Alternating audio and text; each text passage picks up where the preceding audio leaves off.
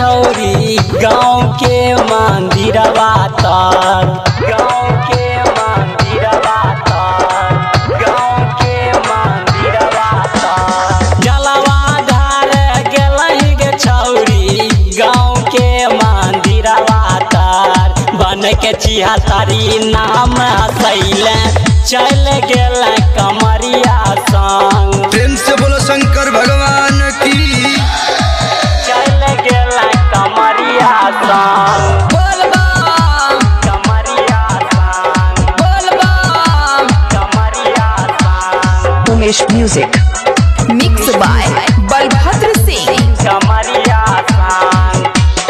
मंदिर छोड़ के गेलही गे छौरी जलवा ढारे बाबा दान, जलवा ढारे बाबा दान, जलवा ढारे बाबा दान। हाँ मंदिर छोड़ के गेलही गे छौरी जलवा ढारे बाबा दान। बन के छिहत्तरी नाम हसैले चल गेल कमरिया संग। बोला बोला देवघर वाले बाबा की। कमरिया संग। बोलबा कमरिया संग। नाम क्या है?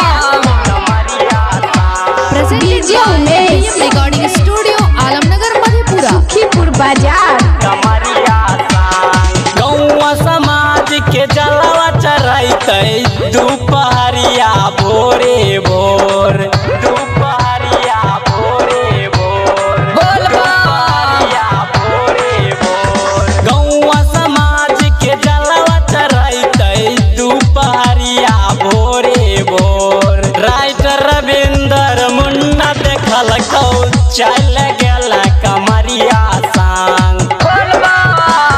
जलवा ढार गेलही गे छौरी गाँव के मंदिरवा तर। बन के छिहत्तरी नाम हसैले चल गेल कमरिया